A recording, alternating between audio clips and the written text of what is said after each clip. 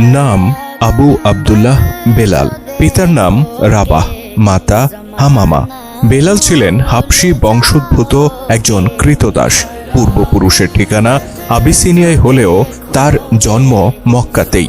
বনু জুমাহ গোত্রের গোত্রপ্রধান উমাইয়া ইবনে খালফ ছিল তার মনিব।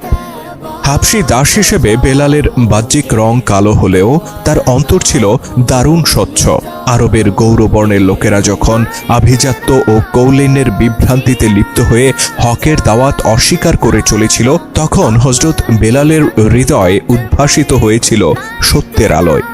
বেলাল রাদিয়াল্লাহু তাআলা আনহু ঠিক যে সময় ইসলাম গ্রহণ করেছিলেন, ওই সময়টাতে যারা নতুন এই ধর্ম গ্রহণের দুঃসাহস দেখিয়েছিল, তাদের প্রত্যেকের ভাগ্যে নেমে এসেছিল সীমাহীন নির্যাতন। যে কারণে শুরুতে অন্যদের মতো বেলাল রাদিয়াল্লাহু তাআলা আনহুও নিজের ধর্ম বিশ্বাস পরিবর্তনের বিষয়টি গোপন রাখেন।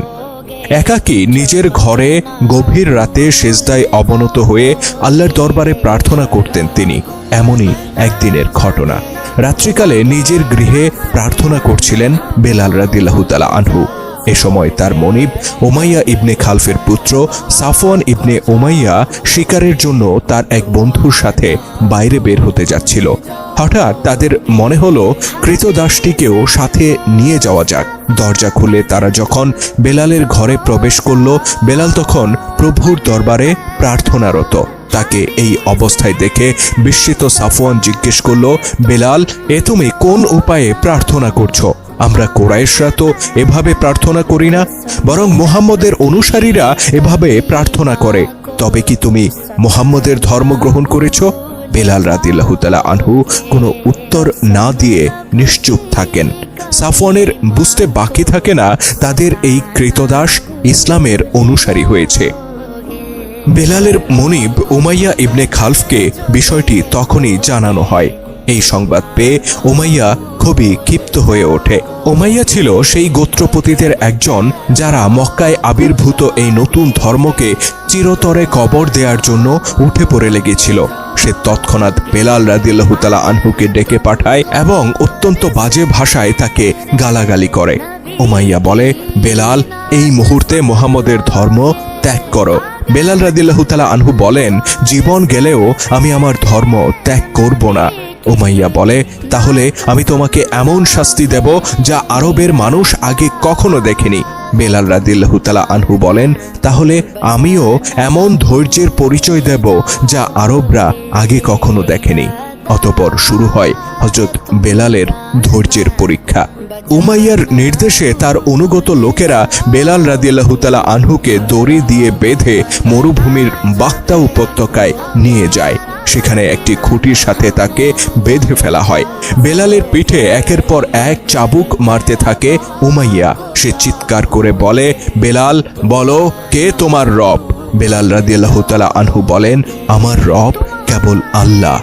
উমাইয়া বলে, যদি তুমি আল্লাহর পাশাপাশি লাত আর উজ্জাকে তোমার রব হিসেবে মেনে নাও, তাহলে আমি তোমাকে ছেড়ে দেব। বেলাল রাদিয়াল্লাহু তাআলা আনহু বলেন, আল্লাহ এক, তার কোনো শরীক নেই। উমাইয়া আবার চাবুক মারতে শুরু করে। অতঃপর সে যখন ক্লান্ত হয়ে পড়ে, তখন আবারও জিজ্ঞেস করে, বেলাল, বলো, কে তোমার প্রভু? বেলাল তখনও বলেন, আমার প্রভু কেবলই আল্লাহ। উমাইয়া আবারও চাবুক মারতে শুরু করে। এভাবে সে ততক্ষণ নির্যাতন চালাতে থাকে যতক্ষণ না নিজের শরীরে শক্তি অবশিষ্ট থাকে।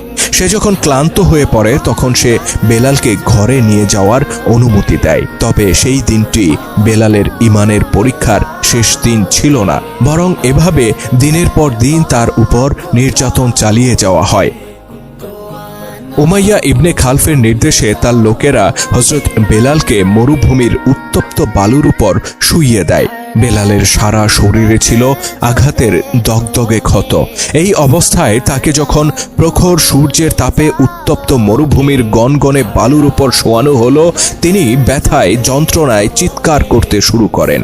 কিন্তু তাতে উমাইয়ার হৃদয় এতটুকু বিগলিত হয় না, বরং তার নির্দেশে বেলালের বুকের উপর চাপিয়ে দেওয়া হয় এক প্রকাণ্ড পাথর। এমনকি ক্ষুধা তৃষ্ণায় কাতর বেলাল রাদিয়াল্লাহু তাআলা আনহুকে এক ফোঁটা পানিও পান করতে দেয় না পাষণ্ড উমাইয়া।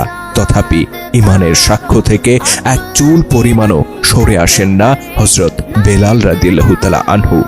প্রতিদিনের মতো সেদিনও হযরত বেলালের উপর বাধা